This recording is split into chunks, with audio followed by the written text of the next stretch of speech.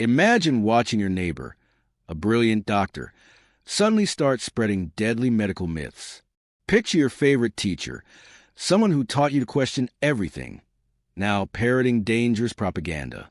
Think about that friend who could solve complex problems at work, yet falls for the most obvious scams online. What if I revealed that this isn't random?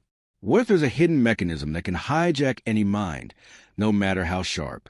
A German pastor, writing from his death row cell in 1943, uncovered something that makes your blood freeze. He discovered that intelligence offers zero protection against a specific type of mental hijacking. This isn't about being dumb. This is about being weaponized. Dietrich Bonhoeffer watched his entire nation, professors, doctors, scientists, transform into willing participants in horror. But here's what keeps me awake at night. He realized this wasn't unique to Nazi Germany. The psychological trap exists everywhere. It's active right now, and it's hunting for your mind. The scariest part? You won't even know when it captures you. Because when this mechanism takes hold, you'll genuinely believe you're doing the right thing. You'll fight anyone who tries to wake you up. Bonhoeffer wasn't some armchair philosopher spinning theories. He was a man watching his world collapse in real time, born into Germany's intellectual elite, surrounded by the brightest minds of his generation. His father, a renowned psychiatrist who understood the human psyche better than most. Bonhoeffer grew up believing education was humanity's salvation. Then Hitler rose to power. And Bonhoeffer witnessed something that shattered everything he thought he knew about human nature. The same professors who taught critical thinking began endorsing book burnings. The same doctors who swore to do no harm started participating in medical experiments. The same clergy who preached love began blessing hatred. These weren't uneducated masses being manipulated. These were the intellectual cream of society, willingly surrendering their minds. From his prison cell, waiting for execution, Bonhoeffer wrote words that still haunt me. We are defenseless against this force. Neither protest nor logic can penetrate it. But here's what made his discovery truly terrifying. He realized that evil people know they're doing wrong. This creates internal conflict that eventually destroys them. But people caught in this mental trap, they believe they're heroes. They're completely immune to correction because they're convinced they're saving the world. Bonhoeffer called the phenomenon by a deceptively simple name. He called it functional stupidity, and he realized it was the most dangerous force on Earth. Now here's where this gets personal. Bonhoeffer saw this happening through newspapers and radio broadcasts. We're living through something infinitely more sophisticated. Every click you make is analyzed by artificial intelligence. Every pause, every emotional reaction, it's all being weaponized against your capacity for independent thought. The algorithms know exactly which psychological buttons to push. They know when you're stressed, when you're lonely, when you're angry, and they feed you exactly what will keep you trapped in mental quicksand. Remember that brilliant doctor spreading medical myths?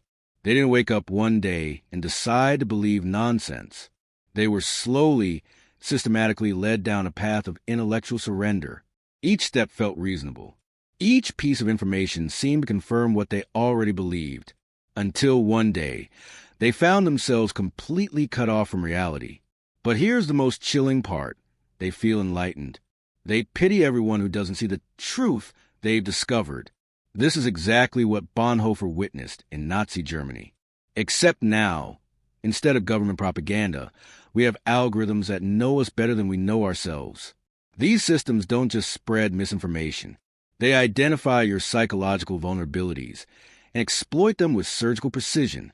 They create personalized versions of reality designed to make you feel smart while making you functionally stupid. And the scariest part? We're all vulnerable, no matter how intelligent you think you are. Stanley Milgram's experiments in 1961 proved Bonhoeffer's theory with terrifying precision. Ordinary people, given authority figures and social pressure, would literally shock another human being to death. 65% of participants delivered what they believed were lethal electrical shocks. These weren't psychopaths. These were normal people who temporarily lost their ability to think independently. But modern neuroscience reveals something even more disturbing. Our brains are actually wired to fall into this trap.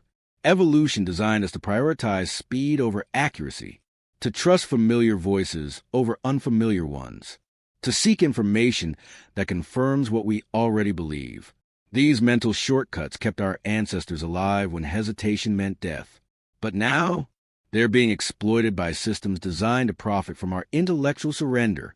Leon Festinger's research on cognitive dissonance showed us exactly how this works. When our brains encounter information that contradicts our beliefs, they fight to reject it. But here's what Bonhoeffer understood decades before modern psychology confirmed it. This process accelerates when we're stressed, overwhelmed, or financially insecure.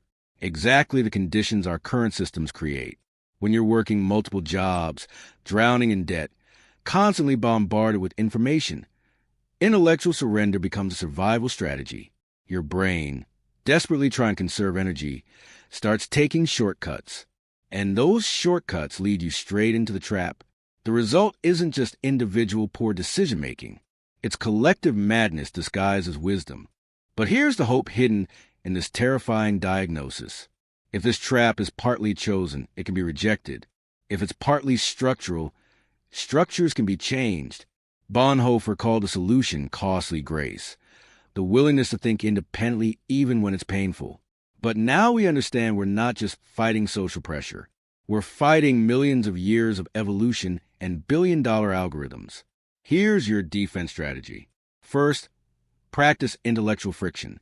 Set aside time each week to read thoughtful arguments from people who disagree with you, not to torture yourself, but to test whether your convictions can survive scrutiny. Second, embrace productive ignorance. When you find yourself absolutely certain about something, ask, what evidence would change my mind? If you can't think of any, that's a red flag. Third, slow down your reactions. Before sharing anything online, take 60 seconds to verify from an independent source. That brief pause can break the algorithmic cycle feeding on your emotions. Fourth, practice saying, I don't know, when you actually don't know something. In a world that rewards confident ignorance over humble uncertainty, admitting knowledge gaps becomes revolutionary. But individual practices aren't enough. We need structural changes that make intellectual honesty easier and more rewarding. We need platforms that reward intellectual humility over tribal certainty. We need economic policies that reduce the stress, making people vulnerable to mental shortcuts. When people aren't constantly worried about survival, they have mental bandwidth for careful thinking. Bonhoeffer paid the ultimate price for his intellectual courage, executed by hanging, just weeks before Germany's surrender. His final words, "This is the end for me, the beginning of life." He understood that when people stopped thinking independently, they stopped being fully human. Today, you face the same choice he did. Will you surrender your mind for the comfort of certainty, or will you choose the difficult path of intellectual independence? Every time you question instead of assume, seek evidence instead of emotion, think carefully instead of react quickly, you're not just protecting your own mind, you're defending the very possibility of human wisdom. The future depends on people like you who refuse to stop thinking.